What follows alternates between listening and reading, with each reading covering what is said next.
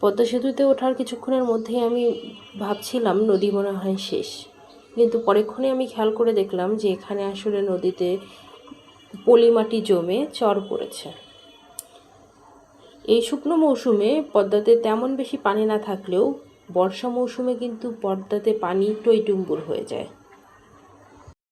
এই যে নদীর দুকুল ভাঙে মাঝখানে চর ওঠে, এটাকে অনেকে অনেকভাবে ব্যাখ্যা করেন। এর উপকারিতা কতটুকু আছে সেটা বড় কথা নয়, বড় কথা হচ্ছে পদ্মা নদীর দুকুলের মানুষের যে জীবনের দুঃখ, এই নদী ভাঙন, এটা কিন্তু কোনোভাবেই রোধ করা যাচ্ছে না।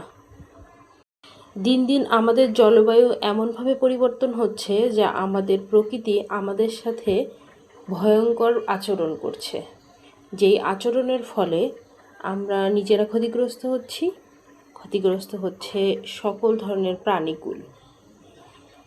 তাই আমাদের সবার উচিত কিছুটা পরিমাণে গাছ লাগানোর চেষ্টা করা। যেখানে যেটুকু ফাঁকা জায়গা আছে সেখানেই গাছ লাগান। গাছ আমাদের পরম বন্ধু, গাছ লাগানোর বিকল্প কিছু নেই।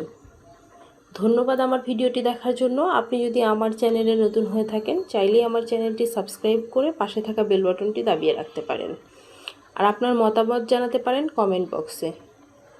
Thanks for watching. Please subscribe my channel.